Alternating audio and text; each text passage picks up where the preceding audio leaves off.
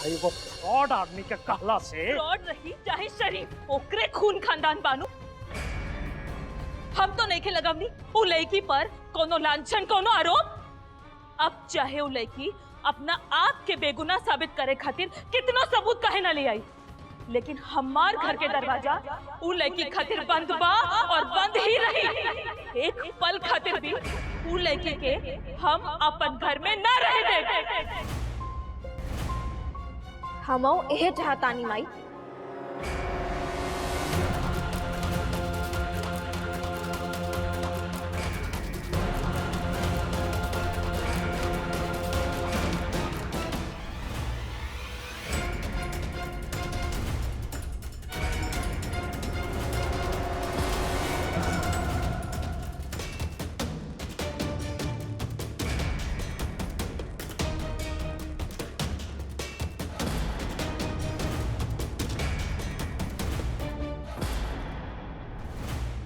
माई ई घर के दरवाजा हमरा खातिर कब खुलल रहे जे आज बंद होगी।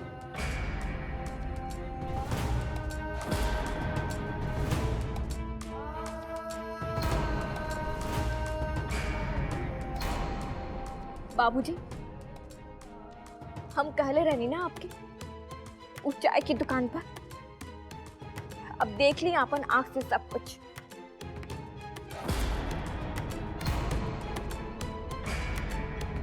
चिंता मत करिए आप, कौनो शौक नहीं के हमरा घर में रहे के।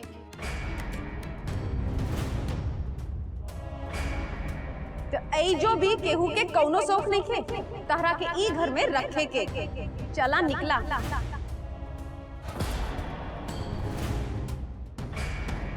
तमाशा कौन बात के बा? अब केहू भी अपना मुंह से एक शब्द ना निकाली, ये हमारा आदेश बा। ना तो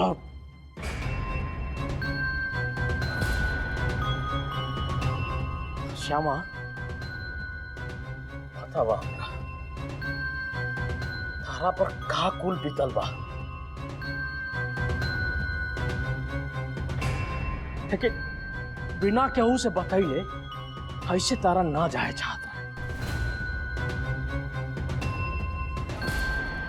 बहुत गलत कैले बारू तू। तारी हरकत से हम बहुत दुखी भइल बानी। पता बा तारा बिना मतलब के आरोप से आत्मसम्मान के ठेस पहुंचल हुई।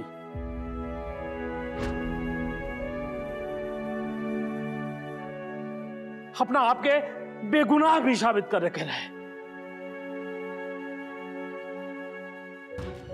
ओकरो सबूत लावे के रहे तारा, लेकिन ये तरीके से ना जाए के चाहते।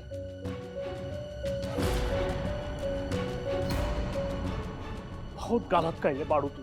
हम बहुत दुखी बानी, बेहद दुखी बानी तहारी हरकत से। बाबूजी क्षमा, कोनो सफाई ना, सबूत दिखावा जौन लावे गइल रही।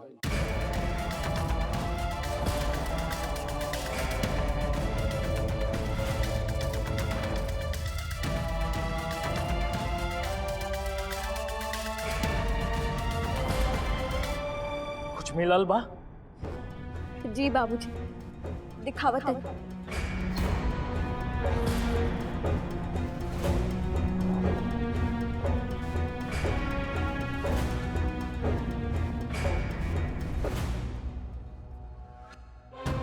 भैया एक बेर जे हमारे बेटी के साथ गई उसे मन न भर रहे का? काहे आप झूठ बोलती रही कि हमारी बेटी भी आपकी साजिश में शामिल रहे? काहे? हाँ, झूठ बोल के, साजिश रच के, चाल चल के करेले रहली तहार बेटी के बियाह।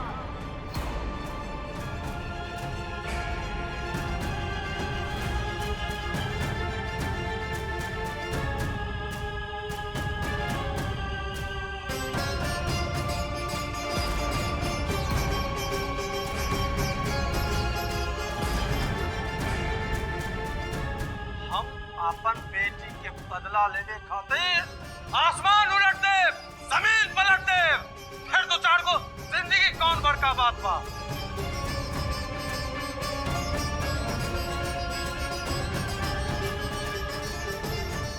ये सवाल बा कि वाचस्पति मिश्र अचानक से पिक्चर में आयल कैसे? निखिल, श्यामा वाचस्पति मिश्र से मिले जाती है, ई तहरा कैसे मालूम है? के बताई लगता रहा?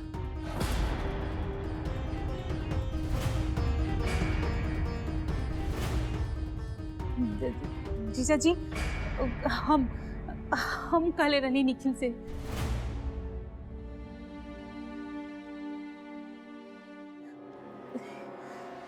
मालूम रहे हमरा।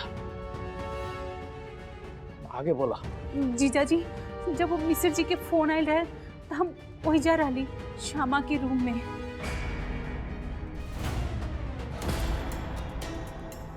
जीजा जी, तो हम फोन पे दोनों की बातचीत सुन ले रहनी।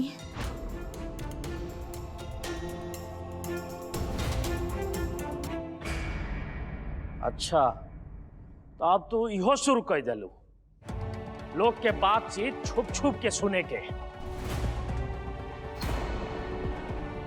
निमन तो भइल बा, वाचस्पति मिश्र के खिलाफ ठोस सबूत मिल गई बा।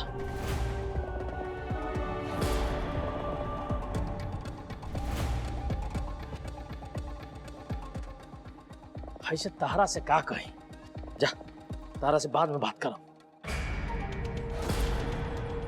निखिल, चलो तू श्यामा से माफी मांगा।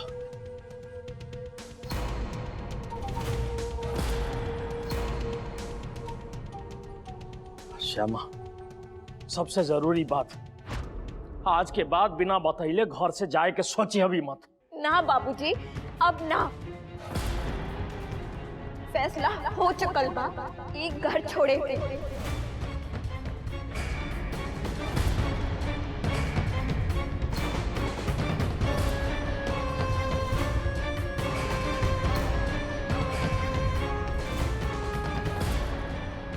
तंग आगल बानी हमें रोज रोज के झमेला से, और एक घर के लोग भी हमरा से तंग आ गई बा।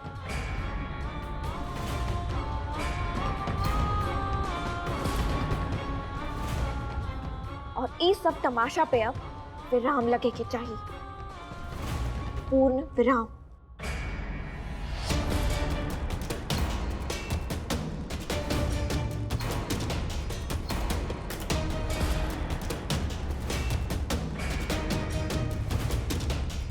का कही देनी हम है कि हमार छोटकी दुल्हन बहुत समझदार बिया, तो तू अपन ज्ञान दिखावे लगलू हमरा के। तू जा अपना कमरा में जा।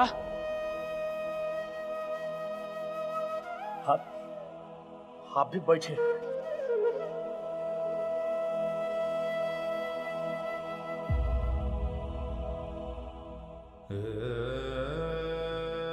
खुश रह, जा अपना कमरा में। अरे जा श्यामा। तरे गरे ग प ग प र प र सा नि र प ग रे प रे ग। श्यामा, हमरा के माफ कर।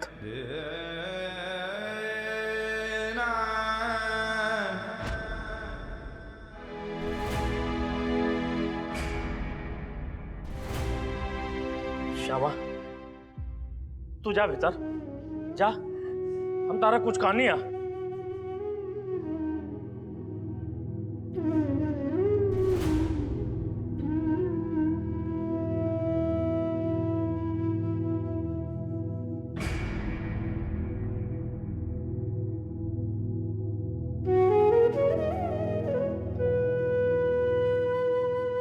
समझी जी, ये कुल का हो रहा बा? बताई तो नहीं बच्चा लोग के। आप भीतर आए। आपके बहुत बहुत धन्यवाद समधी जी, बहुत बहुत धन्यवाद। बस आज्ञा दी हमें। श्यामा, चला मम्मी, चलो। समझी जी, इका बच्चा कुल के बात में आप सहमति दे रहे बानी? होश ठिकाने बा आपके? समझे साहब, बच्चा कुल बड़ हो गए मारा। अपन सुख दुख निमन खराब सबके ज्ञान बा, उ लोग के सबके ज्ञान बा। बस बस आप अपनी के आज्ञा दी समझे साहब।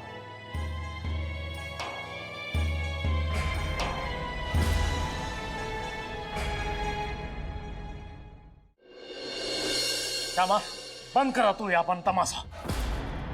खबरदार जे तू अभी घर से बाहर एक भी कदम रख लू तो। निखिल, निखिल, श्यामा के अपना कमरा में ले जा। का हो गए निखिल तारा? अरे तार जिम्मेदारी भी आया करा के रोका।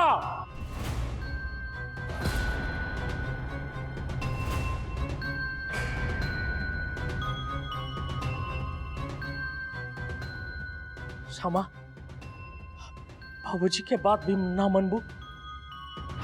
श्यामा, ये घर तारा भी तमाशा करे के सिखा दे लसनु। ना बाबूजी, ई सीख देले बा कि साचो बाप और ससुर में कोनो अंतर ना होला। माई, कोनो पेपर के बाद बहल रहे ना है जा, ले आई, हस्ताक्षर कर देता।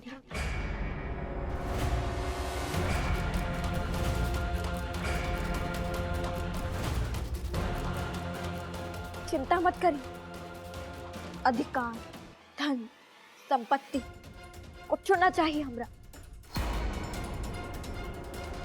और आज से आपकी बेटा भी आ जा।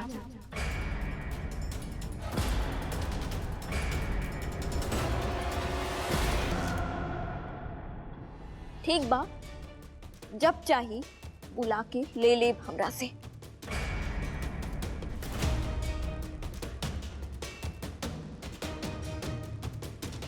श्यामा, क्या करता रो? रुक जा बेटा। चलिए बाबूजी। कैसे करें?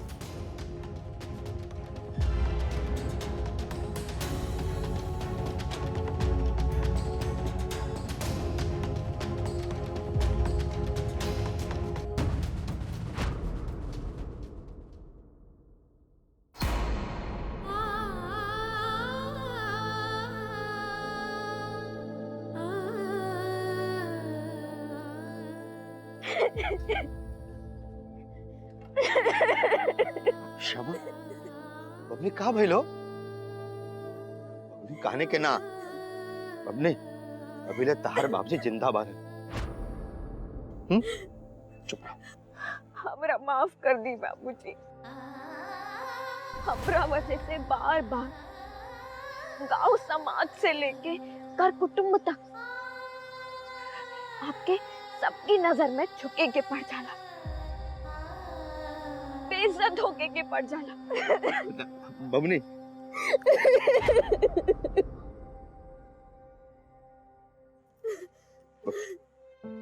ना, बबनी ना, अरे तहरा वजह से हमार सीना चौड़ा भइल बा।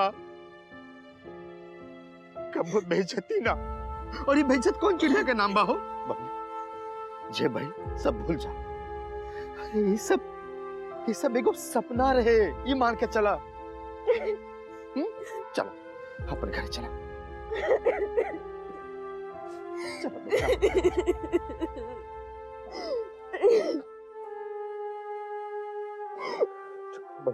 चुप रहा।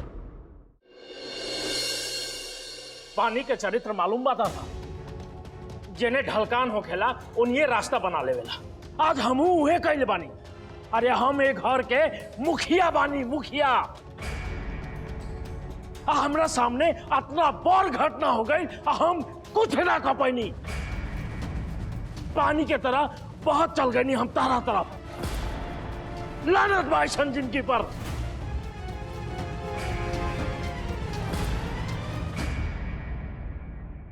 शर्म आवे के चाहिए अपना आपके मर्द कहे में। आज हम अपना नजर में गिर चुकल बानी, लेकिन तू निखिल, तू अब बच्चा नहीं खा। अरे एगो विवाहित पुरुष बड़ा।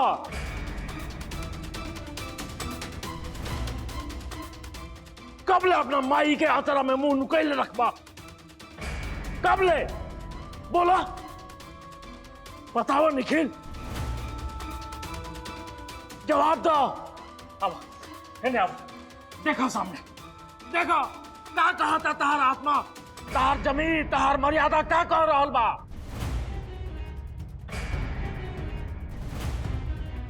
तहार नजर मिलता, देख सकेला अपने आप के,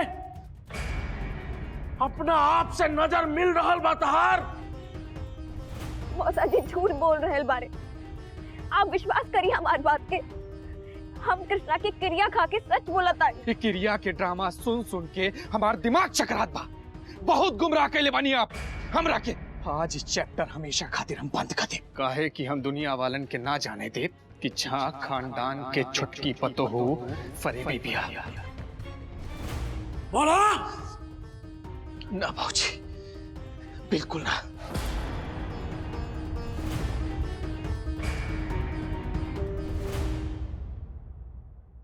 अरे हमरा बुझात रहे कि तहार अंदर के इंसान मर चुकल बा, लेकिन ठीक बात, अगर इंसान जीवित बा तो उ दिखाई देवे के चाहिए। ये का नाप शनाप बोल रहल बानी आप? बोला का करे के बा?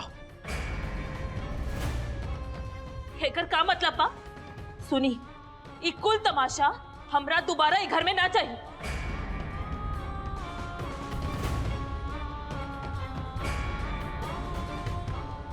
जे हो गए से हो गए, भूल जाइए अभी सब कुछ के। ये भूले वाला घटना नहीं है ममता।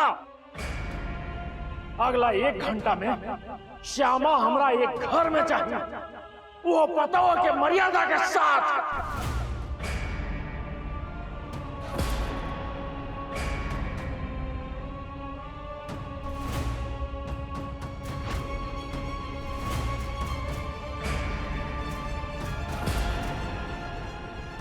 जी भाऊजी।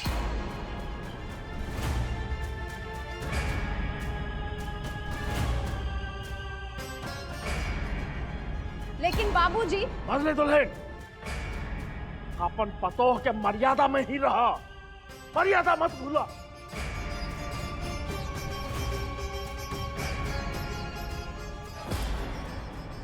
लेकिन जा।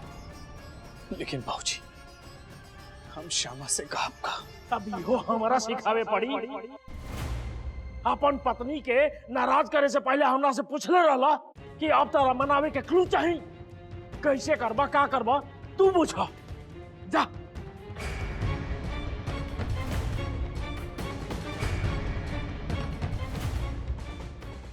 अब ले हम वाचस्पति मिश्र के देख रहे हैं। वैसे विनम्रता दिखावे से आदमी कमजोर समझेला।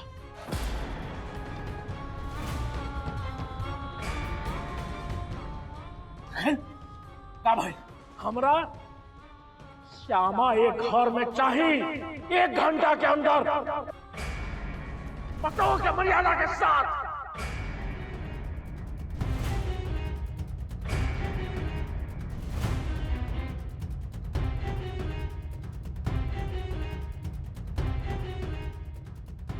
निखिल, निखिल, भूल जा बेटा वो लड़की के। तारा जैसन राजकुमार खातिर एगो राजकुमारी आई, राजकुमारी। अरे वो तो नौकरानी बाबा।